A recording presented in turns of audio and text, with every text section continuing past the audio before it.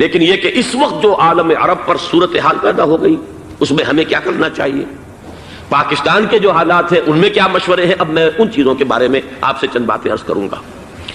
پہلی بات تو یہ ہے کہ مشرق وسطیٰ کے مسئلے میں اس کے پس منظر کو سمجھ لینا چاہیے۔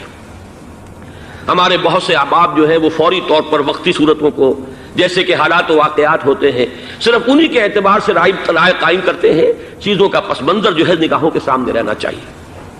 اس صدی کا ایک مختصر سا نقشہ ذہن میں رکھیے۔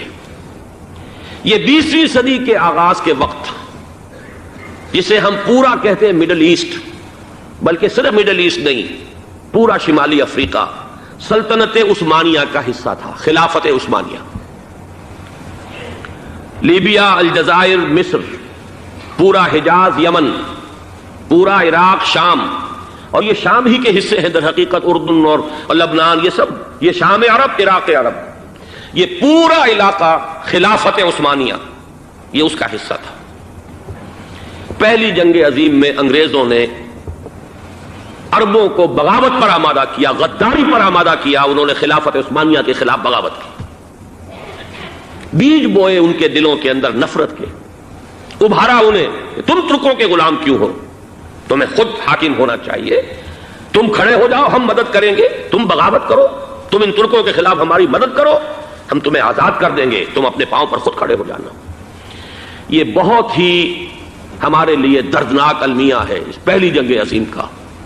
کرنل لارنس جیسا شخص، برطانوی استعمار، اور اس کے نتیجے میں عربوں نے بغاوت کی۔ اور اس قدر دردناک بات آپ کو بتا رہا ہوں، میں پہلی مرتبہ جب سن 62 میں حج کے لیے گیا مدینہ منورہ میں، ابھی وہ ریل کے انجن کھڑے ہوئے تھے۔ یہ ترکی کے زمانے میں، سلطنت عثمانیہ کے زمانے میں بغداد سے مدینے تک ریلوے لائن تھی۔ یہ پورا ایک عالم سلطنت عثمانیہ، صرف سلطنت نہیں، خلافت عثمانیہ، پوری ٹرینیں جو ہے ترکوں کی اڑائی گئی، ہزاروں ترکوں کو شہید کیا گیا، یہاں تک کہ صحن حرم میں شہید کیے گئے سینکڑوں ترک۔ یہ جرم تھوڑے نہیں ہے، معمولی نہیں۔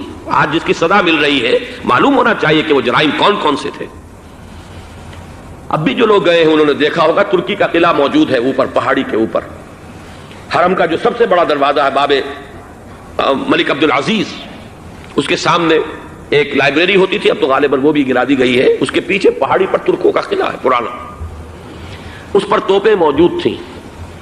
جب بغاوت ہوئی ہے، جو حرم میں آئے ہوئے تھے ترک فوجی، ظاہر بات ہے نہتے، وہ تو نماز پڑھنے آئے ہوئے تھے، ان کو وہاں ذبح کیا گیا ہے۔ اور ترکوں نے اپنی توپیں استعمال نہیں کی کہ کہیں بیت اللہ کو کوئی اذن نہ پہنچ جائے۔